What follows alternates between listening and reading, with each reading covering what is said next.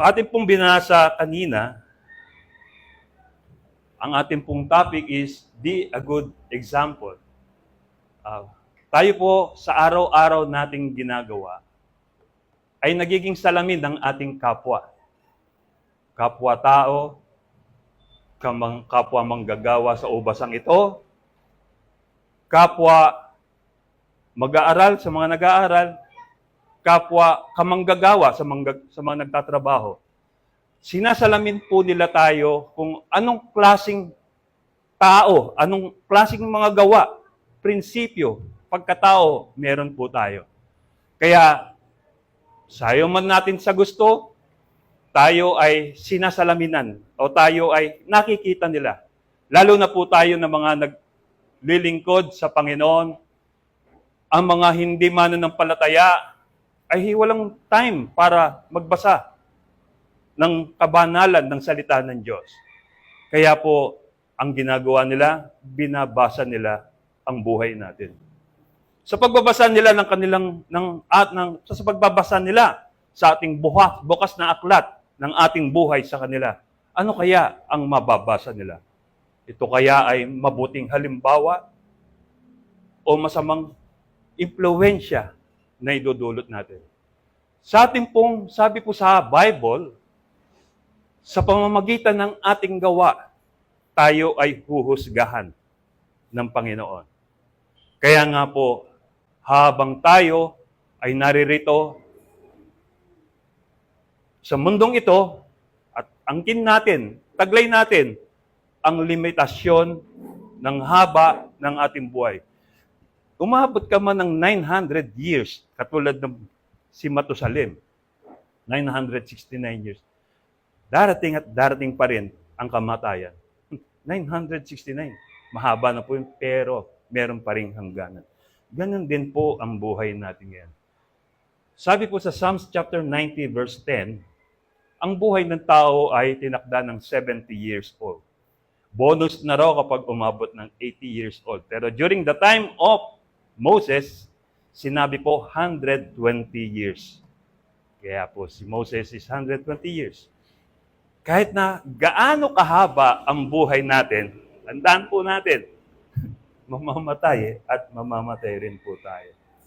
Sa ating pong kamatayan, anong alaala ang iniwan natin sa mundong ito, sa mga taong naiwan natin? Magandang alaala ba? Magandang halimbawa ba ang ating may iwan sa kanila? Sabi po ng Panginoon sa John chapter 13 verse 15 na ating key verse, I have set you an example that you should do as I have done for you. Nagbigay ako ng halimbawa sa inyo na dapat nyong tularan. Paano kasi ganito Paano mo, our introduction, sabi, paano mo tutularan ang isang bagay, pangyayari, o ang isang tao kung wala kang halimbawang nakikita? Di ba? So, kinakailangan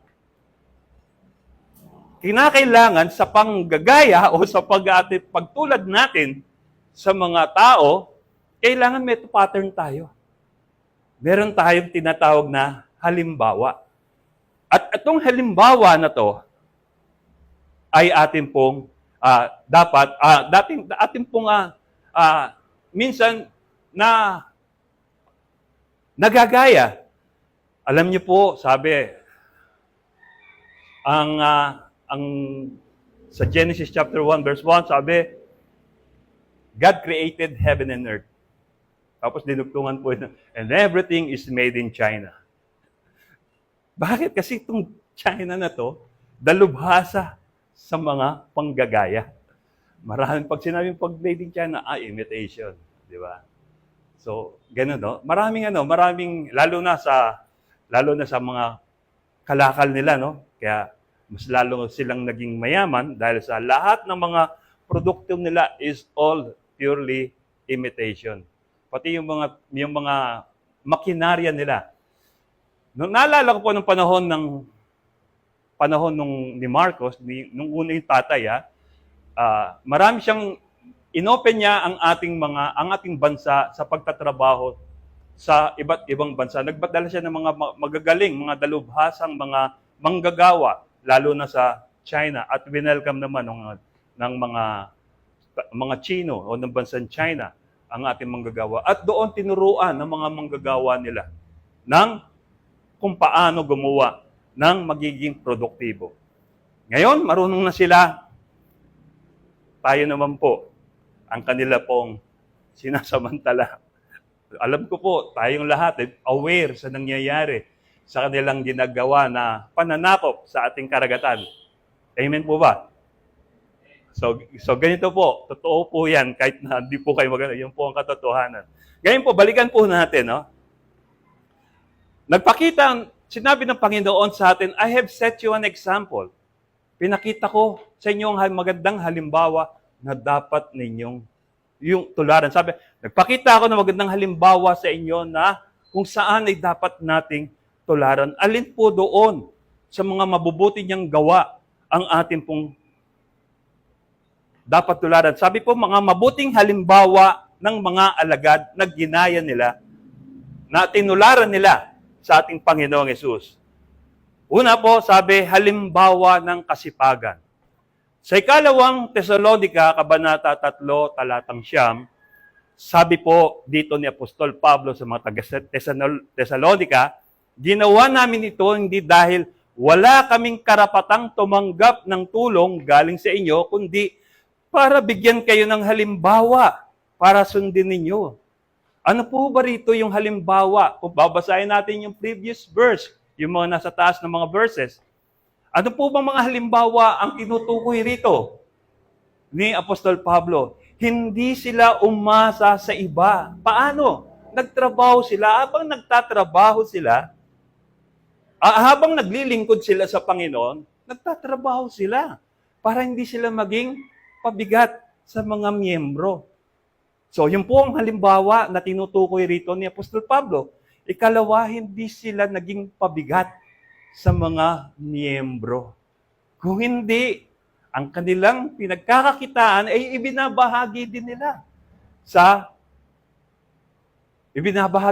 mga kaanib, sa mga kamanggagawa natin, sa mga kamanggagawa nila roon. Kaya nga po, ang iglesia ay patuloy na, during their times, ang iglesia ay patuloy na dumadami. And the Lord added to the church those who've been saved. Sabi, lagi raw po nadaragdagan dahil sa mabuting halimbawa na ipinapakita ng mga apostol, ng mga alagad nung time na yon. Nagtrabaho sila habang sila ay naglilingkod sa Panginoon. So, sabi po, balikan po natin kanina, isang unang mabuting halimbawa na iniwan ng mga alagad na dapat din daw nating tularan ay walang iba kundi halimbawa ng kasipagan, ikalawa yung halimbawa ng pagtitiyaga. Sino po ba rito yung matyaga?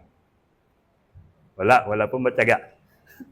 Sabi po rito, halimbawa ng pagtitiyaga, ang sulat naman ni Apostol Pablo sa unang sulat ni Apostol Pablo kay Timoteo sa Kabanata 1, talata 16.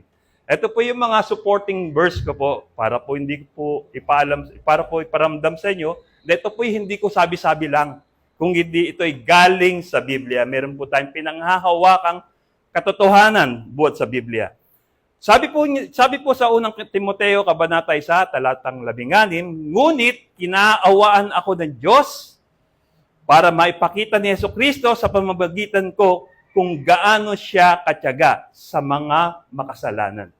Magsisilbing halimbawa ang ginawa ni Kristo sa akin para sa iba na sasampalataya sa Kanya na pagkakalooban niya ng buhay na walang hanggan.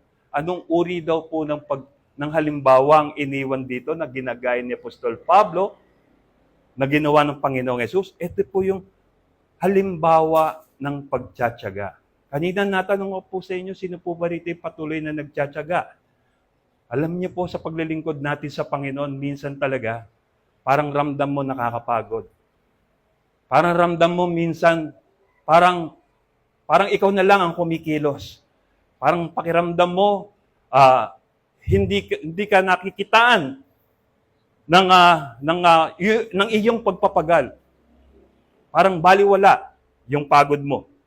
para sa mga tao. Pero sa totoo lamang po, hindi tayo dapat sa tao tumitingin kung anong nakikita nila sa atin ng uri ng paglilingkod na ginagawa natin.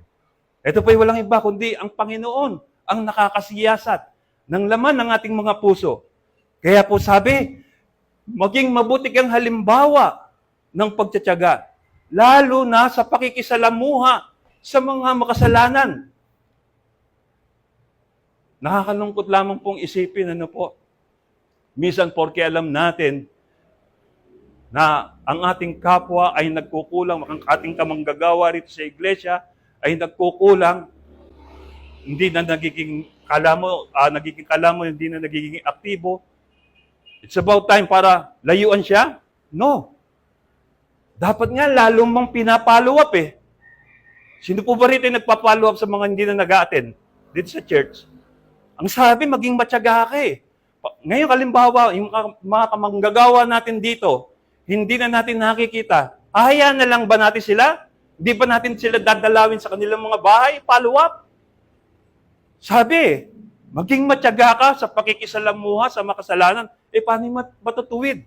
Yung mga nangihina, hindi ka na rin ba magiging matyaga? Kailangan nating unawain kung ano ang laman ng kanilang kalooban, pakinggan natin sila. Ang tanong, pinapakinggan pa ba natin ang mga karaingan nila? Ba't hindi sila umaatin? Ba't hindi sila nagiging aktibo? Ang hinihingi rito ng Panginoon sa atin, maging matyaga ka sa pakikisalamuha, sa makasalanan, sa pagtanggap sa mga bagong dumarating. Tanong ko po, nawe-welcome po ba natin yung mga bagong dumarating? Nakakamayan po ba natin? Tayo po ba'y naging mabuting halimbawa ng ating kapwa? Nakakalungkot po isipin, ang daming umaattend na bago rito sa church. Pero, attend lang pagkatapos, wala na. Bakit? Kaya nga po mayroong reaching out na tinatawag. Naalala ko lamang po, nung kamakailan ako po ay hindi ko alam na ang pupuntahan po pala namin ay Cotabato at naimbitahan po ako magsalita roon. At ang napuntahan po namin ay ang tribo ng mga Tiboli. Sa kanila pong, at kami po ay nagpunta roon sa pagpunta namin, ito po pala isang bundok na pagkatarik-tarik.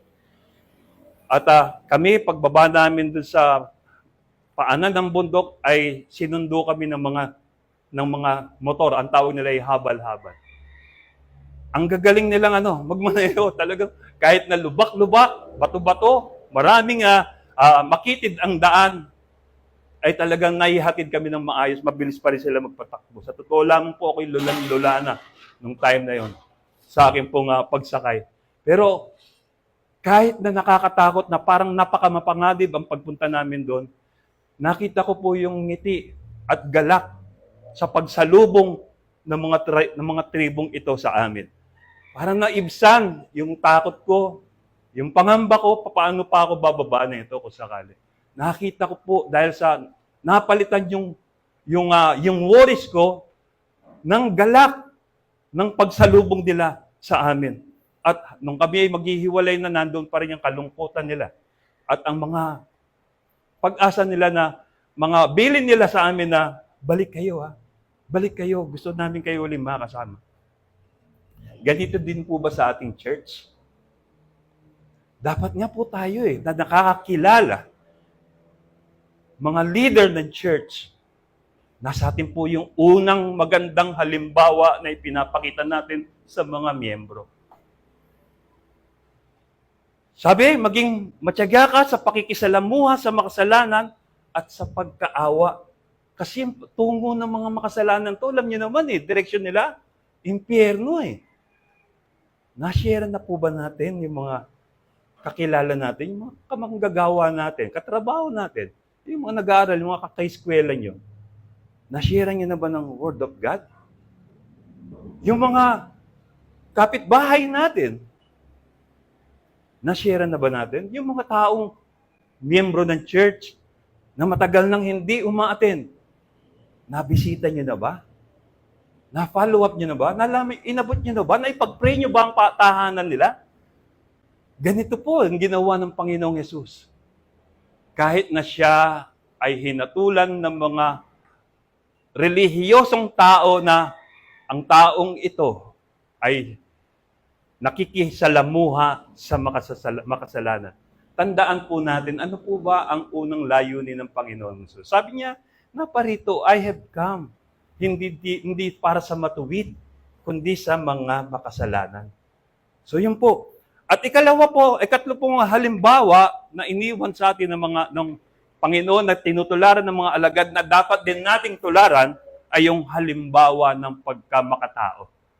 Sa unang Timoteo, Kabanata 4:12, talata 12, huwag mong hayaang hamakin ka ni numan dahil sa iyong kabataan. Sa halip, maging halimbawa ka sa mga mananampalataya sa iyong pananalita. Kumusta yung pananalita natin sa mga mananampalataya po natin? May pag-ibig pa po ba? Nararamdaman pa po ba ng mga miyembro ninyo na ang pananalita nyo ay may halong pag-ibig? Nararamdaman pa ba nila yon? Ikalawa po, sabi po rito, maging halimbawa ka sa pag-uugali. Ano bang klaseng ugali meron ka? Naluluwalhati mo ba ang Diyos sa ugali mo? Sabi rito kasi, ang unang-unang basihan ng taong nakipagkaisa kay Kristo, walang iba, pagkakaroon ng transformed life. Yung pagbabagong buhay mula nung nakipagkaisa siya kay Kristo. 2 Corinthians chapter 5, verse 17. Ang sino mang nakipagkaisa kay Kristo ay isa ng bagong nilalang. Wala na ang dating niyang pagkatao. Siya ay bago na. Kumusta po ang ugali natin ngayon? Binago na nga ba ng Panginoong Hesus dahil sa pakikipagkaisa niyo sa Kanya? Nandun pa rin ba yung pagiging maramdamin mo? Magagalitin mo? Nandun pa rin ba yung ugali mong madaling ma-depress? Yung mga negative emotion, napanood ko minsan si Doc Willie Ong eh. Nagulat ako, sobrang payat niya. Sa sobrang payat niya, nagsalita siya. Alam niyo ba, ba't ako nagkaganito, nagkaroon ako ng cancer? Hindi niya sinisisi yung mga kundi pinapaliwanag niya lang. Nagulat ako, ba't sobrang payat na nito? Nagtuturo to ng kalusugan. Sabi niya, nagkaroon ako ng ganitong cancer dahil sa mga negative emotion. Nagkaroon siya ng negative emotion dahil sa mga negative bashing na babasa niya. Ngayon ganito nangyayari. Sinasabi ko lamang po ito, no? Malaking factor sa ating kalusugan ang mag-isip tayo ng mga negatibong bagay. Mag-isip ka ng mga malulungkot na pangyayari sa buhay mo, yung mga mag-ipon ka na sama ng loob, nang hinadakit sa iyong kalooban.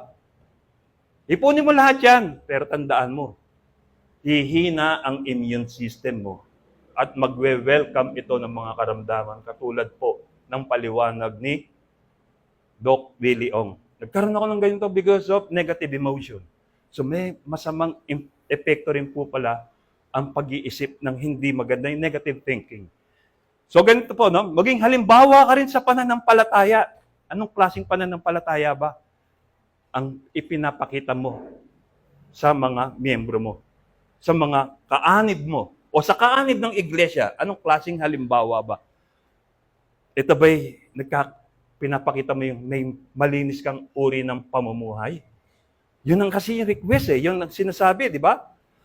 Alam niyo po yung, in our application, sabi po yung Paul Declaration sa 1 Corinthians chapter 11, verse 1, sabi niya, follow my example as I follow the example of Christ. Ano po bang halimbawa? Sabi niya, at mandate to, sabi niya eh.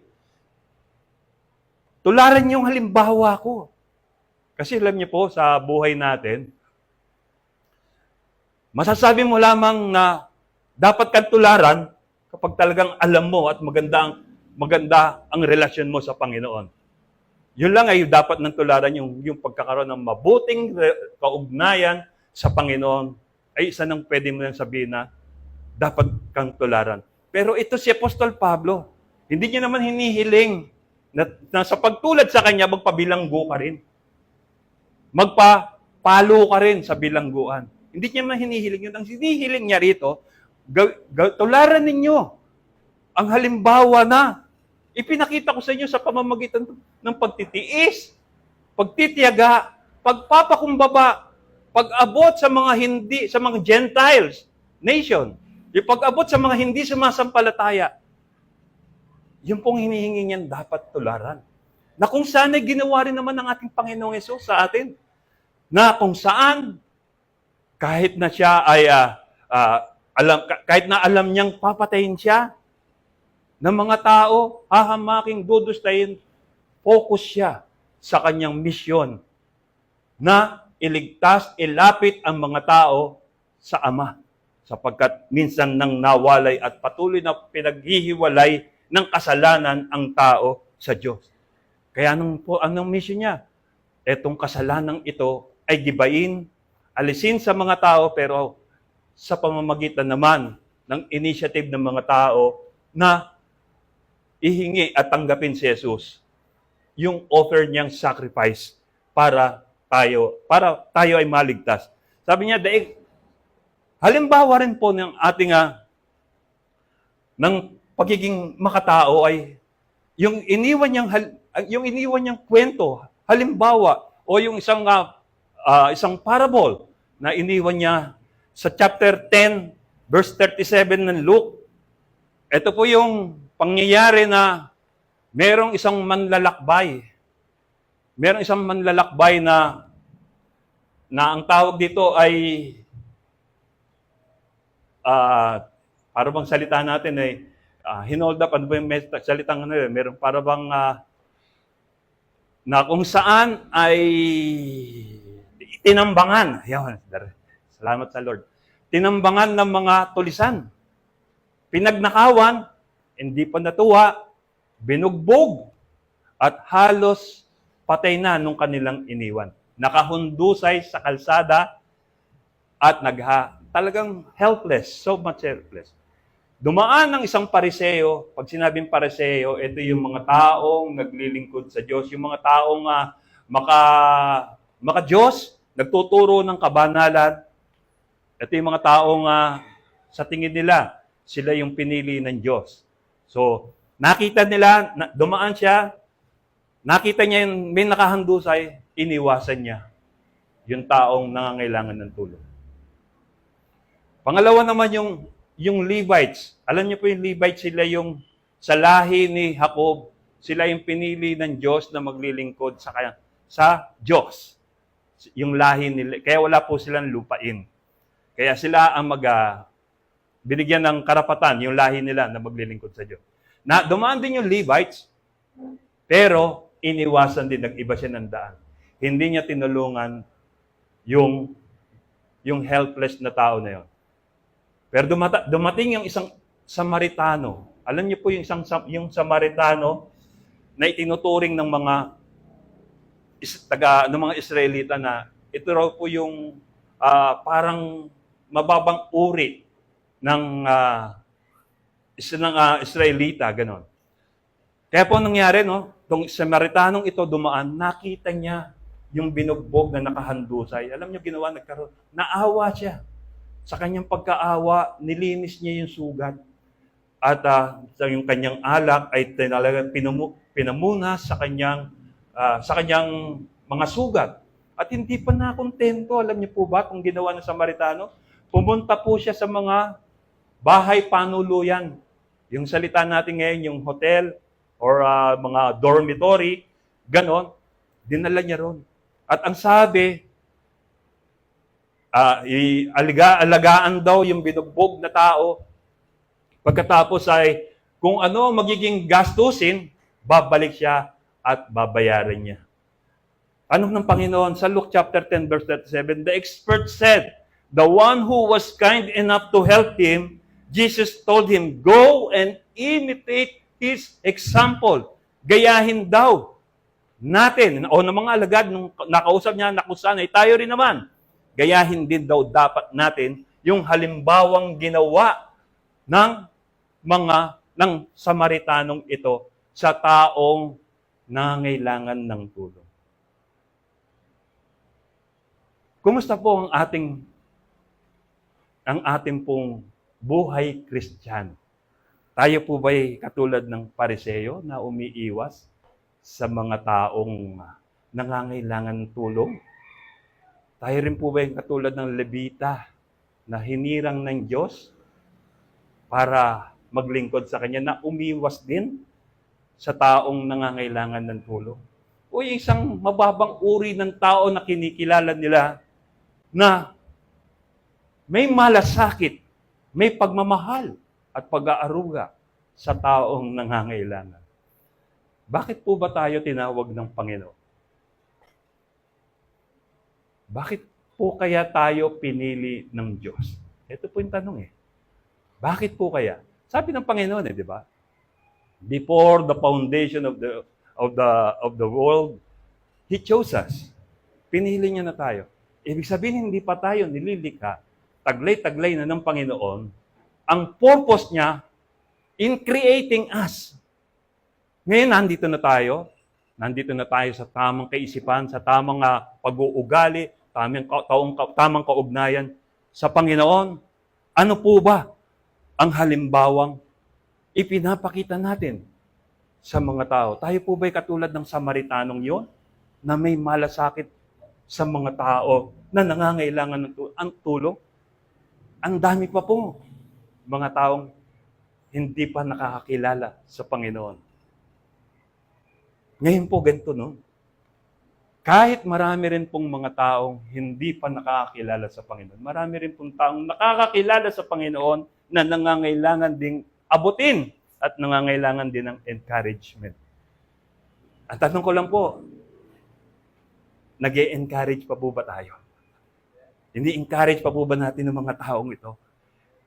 In my conclusion, ang pagharap natin sa hamon ng buhay ay paraan ng pagpapakita natin sa iba ng kung anong halimbawa sa buhay natin ang dapat tularan. Sa buhay natin, everyday, we are in battle. Nakikipaglaban tayo between good and evil, between the will of the God, between the will of God and the will of ourselves. Nilalabanan natin yan. Ano ba ang susundin natin every day? Because we are in battle. Ano ba ang susundin ko? Yung kalooban ng Diyos o yung kalooban ko? Matutuwa kaya ang Diyos kapag ginawa ko ito? O matutuwa ako lang? Ito po yung basis natin eh. How can we glorify God? Paano natin siya mabibigyan ng kaluguran? Sabi, di ba? Sundin ang loob mo, iparinig ang nais mo. Di ba? Yung inawit natin kanina, sa lahat ng panahon, Diyos ka sa amin. Nagiging Diyos nga ba sa lahat ng oras? Ang Diyos natin sa buhay natin. Paano?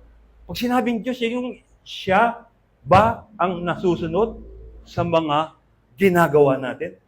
Nag-glorify ba natin ang God?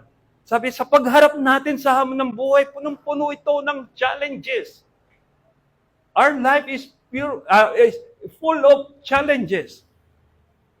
Paano mo ito kinakaharap ay kung paano mo to hinaharap ang mga hamon na ito ay nakikita ng mga tao ito. Parehas ka ba lumaban? Ang paglaban mo ba ay may katapatan? Pag yun ang nakikita siya, praise the Lord, purihin ng Panginoon. Kapag ganun ka, lumaban. Malaban ng parehas sa buhay. Anong klaseng halimbawa ba ang ating pinapakita sa iba? Ito po ba'y mabuting halimbawa? Ito po ba'y halimbawang nakapagpapahina, nakakapag-discourage sa iba? Ang halimbawa po ba natin ginagawa is inspiration or demolition sa buhay natin? Let us examine ourselves. Hindi natin madadaya ang Diyos eh. Tayo po ba ay naging mabuting workers? Hindi sa iglesyang ito, kundi sa Panginoon. Naging matapat ba tayo sa paglilingkod sa Kanya? Ang ating bang halimbawang ginagawa ngayon ay bumubuo o nangwawasak? Ito po ba'y bumubuhay o pumapatay? Sabi ng Panginoong Yesus sa John chapter 10 verse 10, sabi niya, I have come that they may have life, and this kind of life is the fullest life o yung abundant life na pinangako ng Panginoon. Kahit na merong mandaraya, magnanakaw at mamamatay tao. Doon pa rin ang Panginoon ng kanyang mercies and grace to establish in our life the fullness of life. Ano bang halimbawa ang pinapakita natin? Ito ba yung makita ka pa lang ng mga tao, umiiwas na sila? Ito pa yung pag narinig kang magsalita, parang sinasarado na nila ang tenga nila. O yung marinig pala yung pangalan mo, nakasimangot na ang tao. O yung pag lalapit ka, lumalayo na sila. Ganito pong issue eh. Paano ka makakahuli ng isda kung sa paglapit pa lang ay lumalayo na ang isda? Di ba ang ginagawa ng mga mangingisda, minsan yung mga namimingwit, naglalagay nga ng pain. Bakit naglalagay ng pain? Para makalapit ang mga isda sa kanila. At sa gayon, makahuli sila ng isda. Sabi ng Panginoon, I will make you a fishers of men. Gagawin ko kayong mamamalakaya ng tao. Paano tayo makakapamingwit ng mga soul kung lalapit pa lang tayo sa kanila, lumalayo na sila. Di ba? Kaya dapat, we have to learn to strategize how they will come. Paano sila lalapit sa atin? Minsan naman, persado, nandun na. Kasi na-experience ko po yan, mga kapatid. Paumanhin po, naging extreme din po ako. Purely biblical.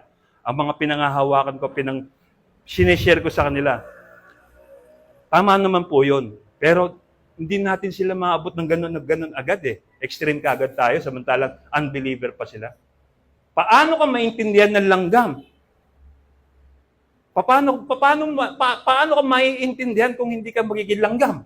Ibig sabihin, paano mo mahihikayat ang mga hindi mananampalataya na sumanampalataya sa Diyos kung ikaw mismo ay hindi lalapit, kung hindi. Alam niyo po sa sinabi na 1 Corinthians chapter 9 verse 22 ni Apostol Pablo, sabi niya, nakikibagay ako sa lahat ng tao upang kahit sa paanong paraan ay mahikayat ko sila sa daan ng kaligtasan. So, ang sinasabi rito ni Apostol Pablo, pakibagayan mo. Huwag mong iiwasan. Huwag mong lalayuan. Yung mga taong nangangailangan ng encouragement, lapitan mo. Lapitan mo, encourage mo. Ang tanong, nag-follow up ba tayo? Nagpa-follow up ba tayo? Yun ang importante sa buhay natin eh. Yun ang inihiling. Kahit ang Panginoon, nagpa-follow up, pinalo up niya nga mismo sila, Martha at si Mary, di ba? Pagpunta niya nga rin, namatay, patay na pala si Lucas, si Lazaro. Di ba? Nagpa-follow up, even Christ. Pinakitahan tayo ng halimbawa. So, nakita po natin sa buhay natin, itong isang malaking question na lamang po sa atin. Kaninong halimbawa ba tinutularan? Kaninong halimbawa ba tinutularan natin? At maganda bang halimbawa ang tinutularan mo? Sabi po ng Panginoong Yesus, I have set you an example that you should do as I have done to you. Nagpakita ako. Yung pag sinabing set, hindi lang isang piraso. Pag sinabing set, kompletong manual, kompletong module, I have set you an example. Ito, gayahin ninyo. Itong ginawa ko sa inyo na dapat yung gayahin din. Sabi niya, kahit ang Panginoong Hesus, babalikan natin hindi natin natunghayan, subalit nabasa natin sa Bible. Ipinakita ng Bible kung how He encountered yung tao sa pamamagitan tanging purpose niya lamang ay maligtas ang mga tao. Sabi, wala man lang siyang mapagpahingaan sa lupa. Sabi niya, foxes have hole and the birds of the air have nest, pero ang anak ng tao, yung anak, siya ay wala man lang, there is nowhere to lay his head.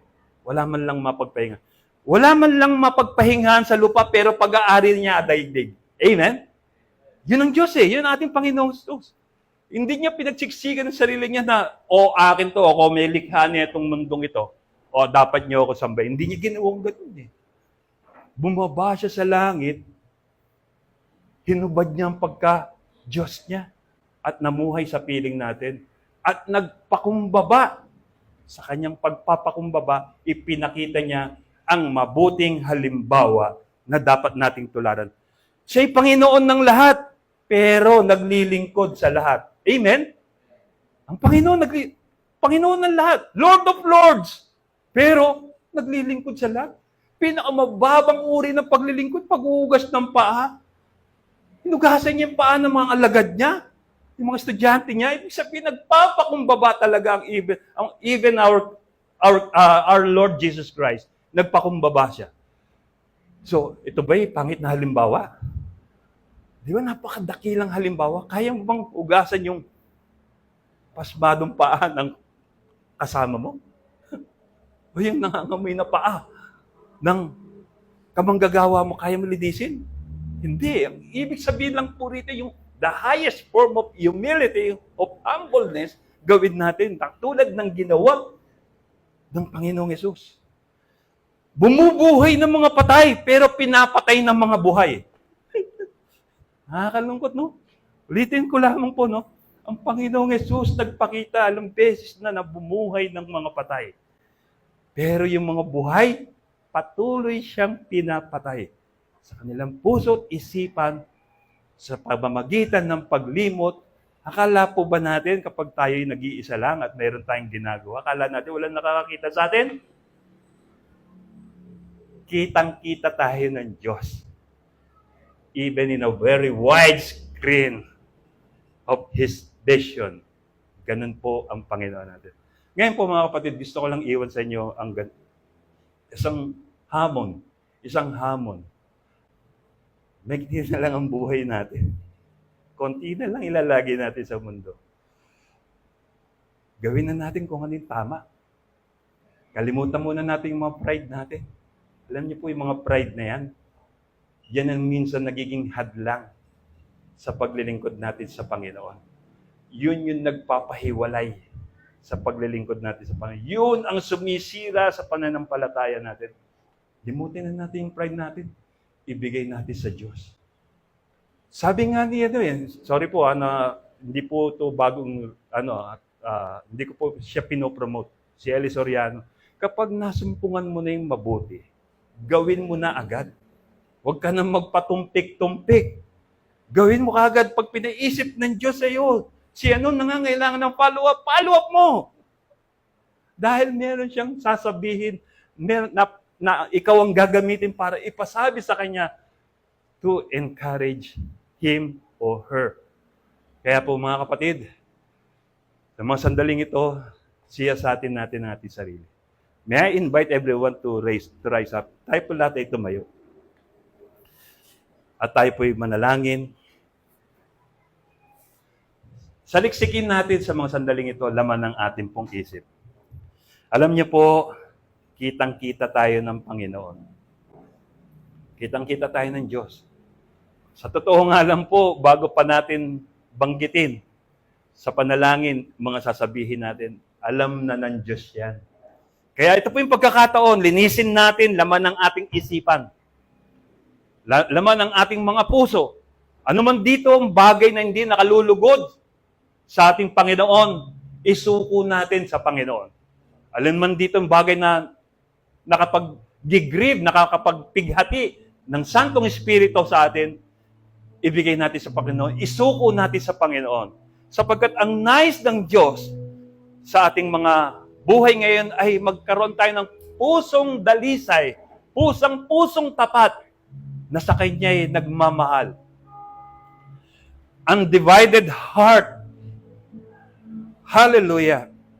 Lord, maraming salamat sa revelation mo, sa kapahayagan mo sa aming mga buhay. Sino po sa amin dito makapagsasabi na, siya'y matuwid? Wala po, Panginoon. For you said in your words, Panginoon, na ang lahat ay nagkasala at hindi umabot sa iyong kaluwalhatian. Panginoon, ano man yung mga pagkukulang namin?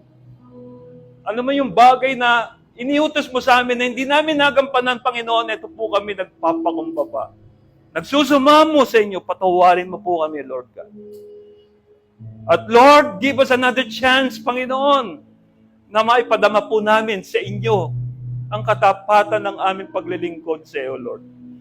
Bigyan mo po kami ng lakas ng loob, ng katapangan, Panginoon, na manindigan sa katwiran. At ang katwirang ito ay para sa iyo lamang, O Diyos, na kung saan yung passion mo, yung damdamin mo for the lost, sa mga naliligaw, O Lord God, ay maging damdamin din po namin. Lord, sa nalalabing sandali, oras, araw ng aming mga buhay, gusto po namin, Panginoon, na makagawa ng bagay na ikalulugod mo. And that is, Lord, to win soul na mapabilang sa iyong kaharian, O God. Lord, eto po kami ngayon. Search our heart. Search our mind. We want to glorify you, Lord God. Lord, give us the clear direction of our life. Give us, Lord, humbleness, humility, Lord God. Bigyan po kami ng isang bukas na puso na sa tuwing ikaw ay magtutuwid sa amin, we take it seriously na ito po ay, Panginoon, correction mo. Sapagkat, Panginoon, ang isang pusong bukas sa pagtutuwid ay iyong kinalulugdan, O Diyos. Hallelujah. Lord, break our heart, Panginoon, at minsan pa, buuin mo to according to your plan to us. Help us, Lord, as we encounter trials, struggles in our life, patuloy kaming nagtitiwala sa iyong kadakilaan, sa iyong kabanalan. And help us, Lord, na sa tuwina, every minute of our life, patuloy namin madama, damahin namin sa aming mga buhay na ikaw ay malapit sa amin. Lagi mo kaming inaabot, O God. Maraming pong salamat sa kapahayagang mong ito sa aming mga buhay. Ang nais po namin, O Diyos, ikaw lamang ang mapapurihan, madakilat, maluwalhati. Continue to break us, Lord, and continue to use us for your glory. In the mighty name of Jesus, this we all agree and pray. And everybody say, Amen. Amen.